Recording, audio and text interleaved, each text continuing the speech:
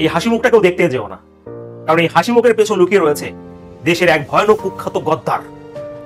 গদ্দাররা, দেশের বেঈমানরা শুধুমাত্র পাকিস্তানে লুকিয়ে নেই, এই দেশের ভিতরেও রয়েছে।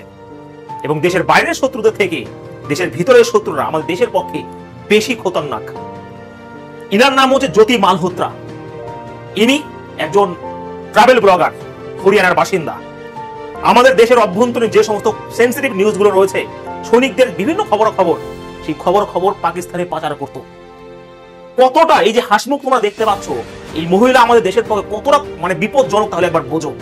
উনি একা নয়, ওনার সাথে আরো 5-6 জন জড়িত ছিল। সম্প্রতি নিউজে এসছে, একটু ভালো করে দেখে না।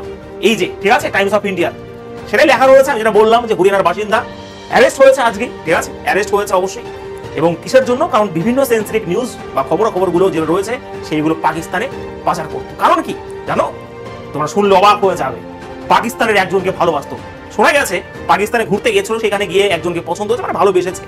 সেই ভালোবাসার জন্য, ওকে, যাকে ভালোবেসে সে তো আইএস এর সাথে জড়িত রয়েছে, তো উনার জন্য এবং টাকার জন্য, ঠিক আছে, সমস্ত খবর পাকিস্তানে পাচার করতো, সমস্ত খবর। তার জন্য নিউজে এসে, ঠিক আছে, এই হাসি মুখটা কতটা যে খতরনাক আমাদের দেশের পক্ষে তোমরা একবার করে নিও। এই যে পাকিস্তানে ভাই বেড়াতে গেছিল, ওখানে গিয়ে শাড়ি পরেছে, বিভিন্ন পাকিস্তান প্রেমিক, একেবারে প্রেমিক তো না ভাই, প্রেমিকা, পাকিস্তান প্রেমিকা। এই যে ঠিক আছে, এই যে 24 ঘন্টা জাস্ট খবরটা রয়েছে, এই যে তোমরা পড়ে নিতে পারো এই জিনিসটা। এবারে কথা হচ্ছে, যেখানে বর্ডারে প্রত্যেক দিন আমাদের সৈনিকরা গুলিবিদ্ধ হচ্ছে, প্রাণ হারাচ্ছে, তার জন্য জঙ্গিরা তো দায়িত্ব রয়েছে, কিন্তু দেশের ভিতরে যে সমস্ত প্রাণীগুলো রয়েছে এইরকম, এদের সাথে কি করা উচিত?